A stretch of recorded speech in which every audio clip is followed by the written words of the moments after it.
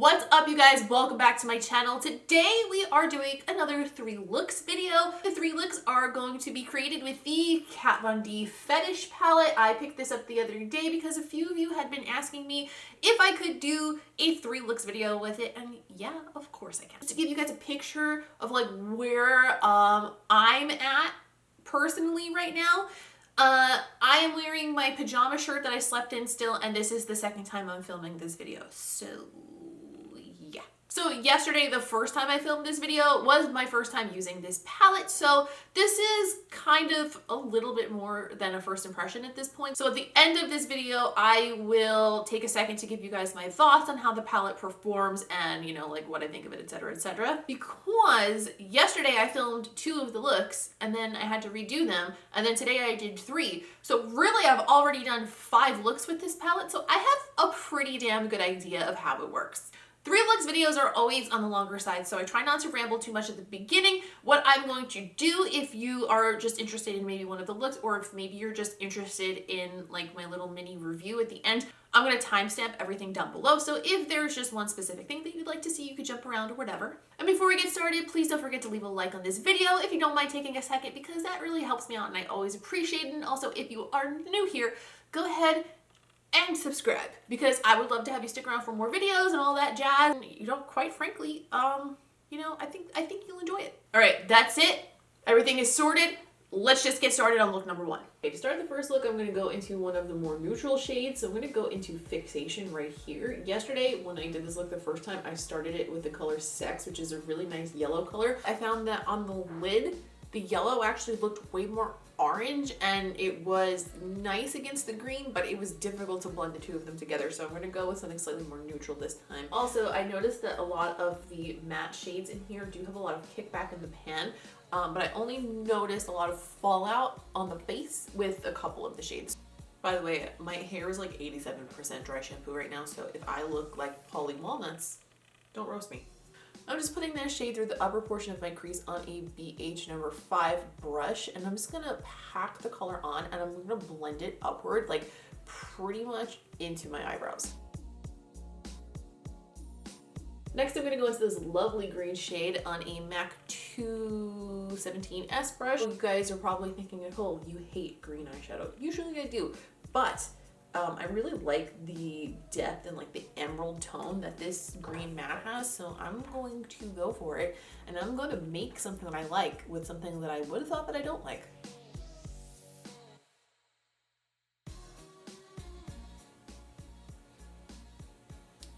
And you'll notice what I'm doing is I'm packing down a whole lot of color without really blending much. I find that with like colorful mattes, sometimes it's easier to work with them this way and then just softly blend the edge out with a clean brush, or the brush that I use to put down my transition shade or something along those lines, rather than trying to blend it as I go, because sometimes for one reason or another with matte dark rich colored shades, it like kind of makes them patchy if you over blend. But if you place it down on a wet primer and then blend the edge, I feel like they perform a lot better that way. So now on a clean MAC 221S brush, I'm just going to go along the edge of that and blend it into the shade around it. Okay, so before I continue on to the next step, I want to make a note that I noticed this on the look yesterday too, and I'm noticing it again with the same color today. The green, when I place it on the lids, in person, in the mirror, it looks perfectly smooth. On camera, when I look in the monitor, I can see like a lot of weird patchiness in the crease on both sides, and it doesn't appear that way at all in person, like not even 1%. It's so strange. Like on this eye here, I can see a little bit of difference in color there. But the reason that it's like that is because I almost put down too much here, and it's like built up upon itself, because in the monitor I kept seeing like, oh, it looks undone there, it looks undone there. So I kept doing more and more and more. Now it's like too much, but it still looks patchy on the monitor. So I'm very confused about why that is. If you are a person who is just a general consumer and you're going to be buying this palette for your regular use, you probably won't run into any sort of an issue with that because if it looks good in person, if it looks good in still photos, you're going to be fine. But if you're somebody who's like a working makeup artist and you were looking at this palette for your kit, bear in mind some video, it looks a little funky. For the main portion of the lid, I'm going to use the shade Rope, which is this bronzy brown shade. On a flat brush is a MAC 242S. I'm just going to pack that onto the outer and inner corners of the lid. This shade is outstanding. It's super duper creamy and pigmented and like really opaque and foiled looking without being wet. This is being applied with a dry brush and it's just going on so nice. Also, I'm aware that this looks crazy right now. It'll all come together. We're gonna add more color into the crease and it's gonna be fine. On the same brush, I'm gonna go into the shade Chastity. I'm gonna pack that into the center of the lid.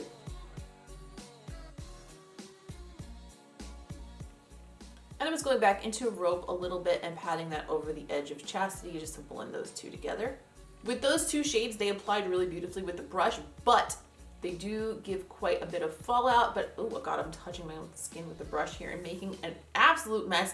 But yeah, I didn't do my under eye concealer yet on purpose because I knew that I was probably going to get a bit of fallout, so it's not a big deal. But just know you might want to do your concealer after your eyeballs. Okay, so I want to darken up the crease where the green meets those brown shades. So I'm going to pick up a Sigma E36 brush. This is a teeny tiny blending brush and a little bit of the black shade Rubber. I'm just going to put that literally into the crease, like insert it into the indentation of the crease itself and just wiggle it back and forth along the edge of where the green meets those shades.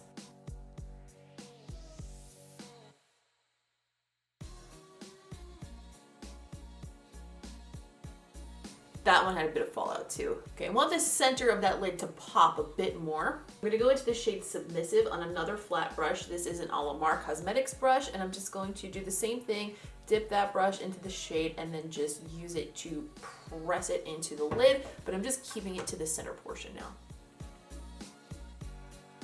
Okay, I put on some under eye concealer, and because I know that I was having quite a bit of fallout with some of those shades, I put on a ton of powder so it's easy to wipe away while I work on the lower lash line. I want the lower lash line to be like green, like mostly green, because the top lid, it's greenish, but it's kind of really blended into a lot of other shades. It's really darkened up to a point where you wouldn't necessarily call it a green look anymore. So to bring it back to being a green look, I'm going to make the lower lash line very green dominant. For the waterline, I'm going to use the ColourPop pencil in the color Teaspoon. I don't know why Teaspoon is green.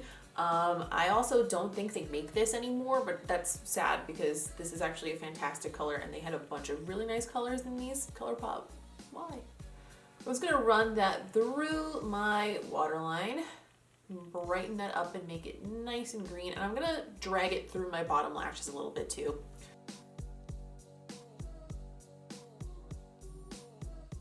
Now I'm going to take my BH number 7 and go straight into Le Petit Mort, and I am going to just smoke out my entire lower lash line with this shade.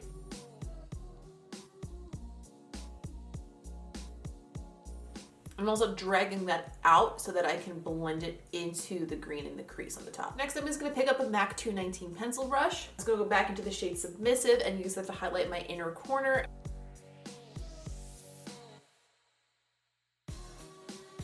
And before I forget, I'm just going to go through my tight line with a black pencil. This is Urban Decay 24/7 pencil in Perversion. Okay, for the lashes, I popped on the House of Lashes Stella Luxe. I just finished off my skin with a little bit of highlight and blush, and now we need to add a lip to this look. Because we have the fall tones going on in the eye, but they're more in the green family, I want to bring the fall tones in the warmer portion of life over to the lips, but I do want to keep it more in like the neutral realm as well. So I'm going to line with Kat Von D Lolita. I'm going to fill it in with BLAIR from NABLA Cosmetics. I did a mini swatch video for Instagram of these. This is from the NABLA Cosmetics Pulp Kit. It is so beautiful. I'm going to top it all off with the Fenty Beauty Gloss Bomb in Fenty Glow.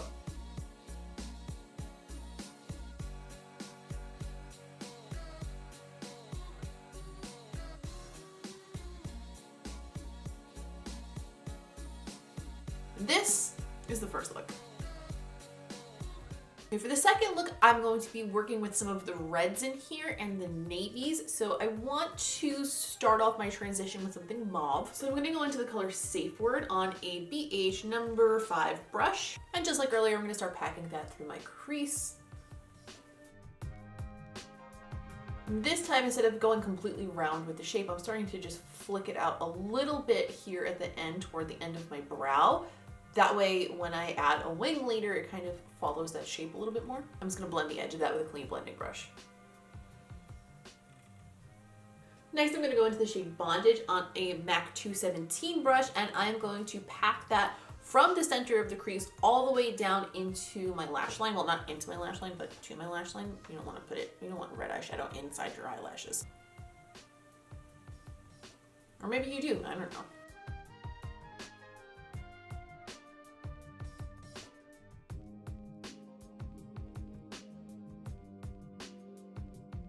I want to start building a little bit of depth on the outer corner near where the wing is going to extend. So I'm going to dip into the shade Corset on a MAC 221S brush, and I'm just going to start placing that in the crease, but I'm not going to bring it all the way into the center. I'm going to like stop it around here-ish.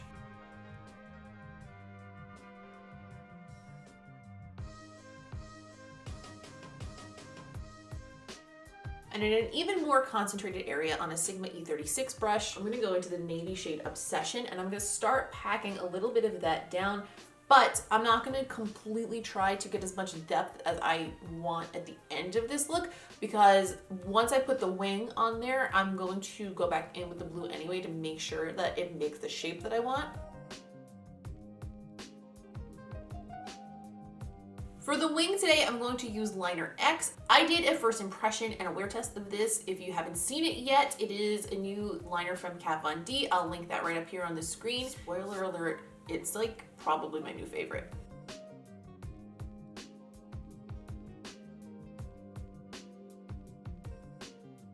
And now that the wing is down, I'm gonna go back into that navy color on the same brush. I'm just gonna deepen it up where the end of my crease meets that wing.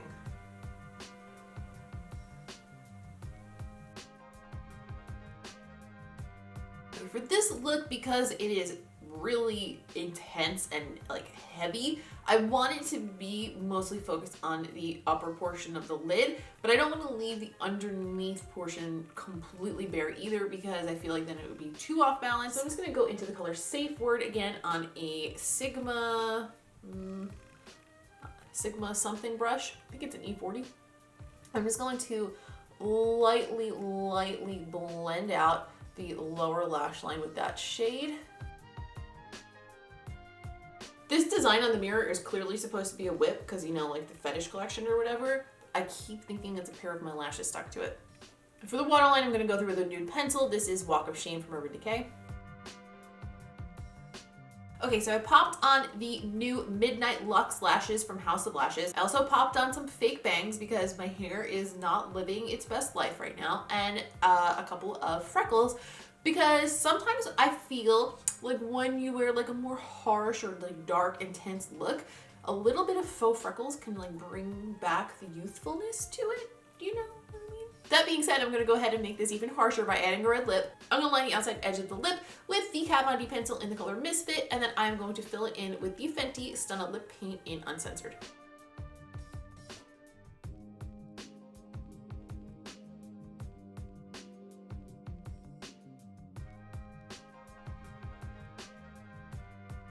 And this is the second look.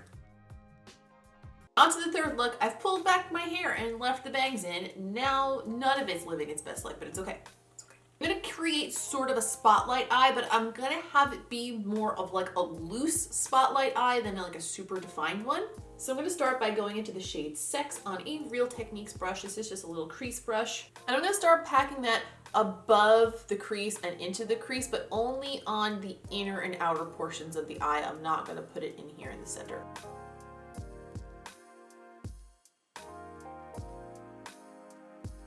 Next, I'm going to go into the shade Suspension on the same brush, and I'm going to pack that in the same areas, the inside and the outside portion, but I'm just going to keep that closer to the actual lash line.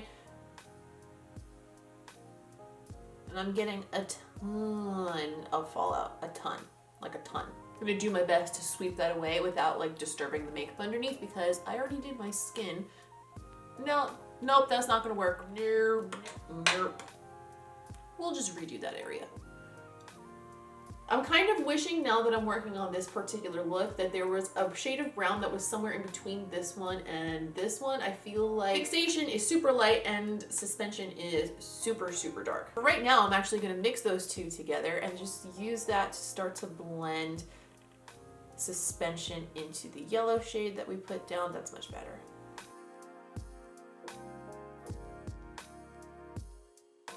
And to deepen up the outer edges, I'm gonna go with the shade Rubber on a pencil brush, dab that into the corners.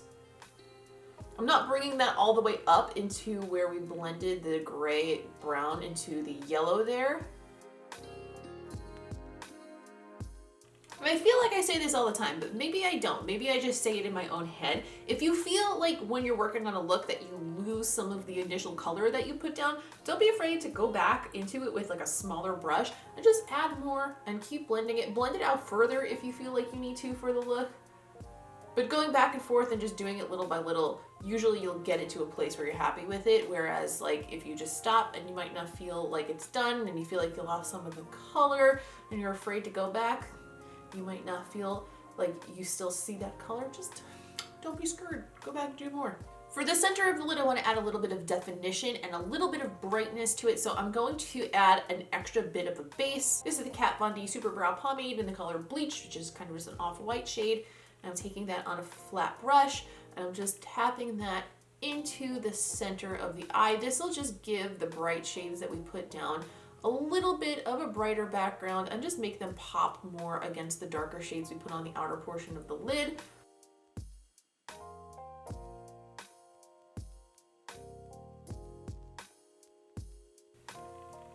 Now that that base is down, I'm going to go into the shade Submissive on a flat brush again. I was going to start by patting that into the center of where we put down that whitish shade.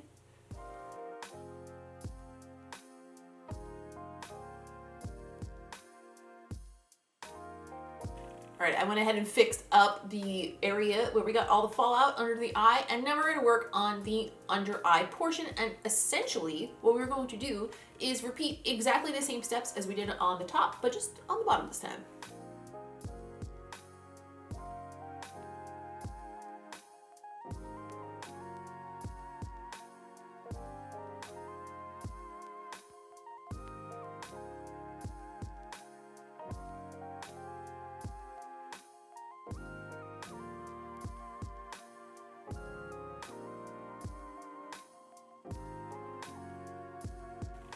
For the waterline, I want to do a little bit of a combo with two different liners to reflect the colors of the shadows. So on the outer portions of the waterline, I'm going to do black with the Urban Decay Perversion pencil, and for the center, I'm going to go through it with the Walk of Shame pencil, which is the nude. And for once, I'm going to sharpen both of them so I don't stab myself in the eye with the little wood bits.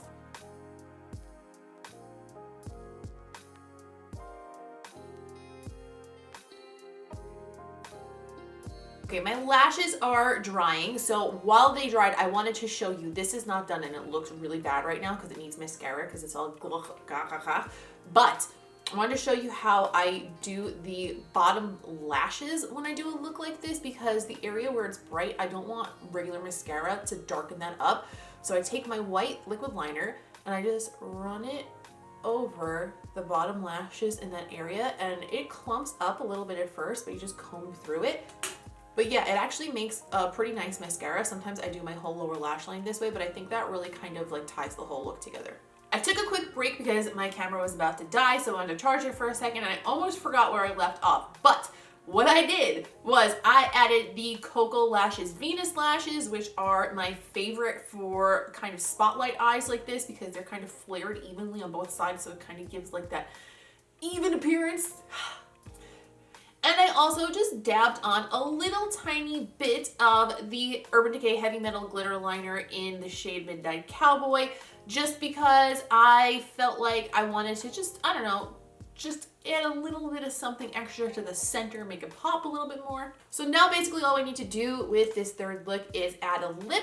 And for the lip, I want to do something, I think I'm gonna go pinky with it. So I'm going to line the edges of my lips with the Kat Von D Everlasting Lip Liner in the shade Vampira and fill the lip in with a liquid lipstick in the shade Miss Argentina.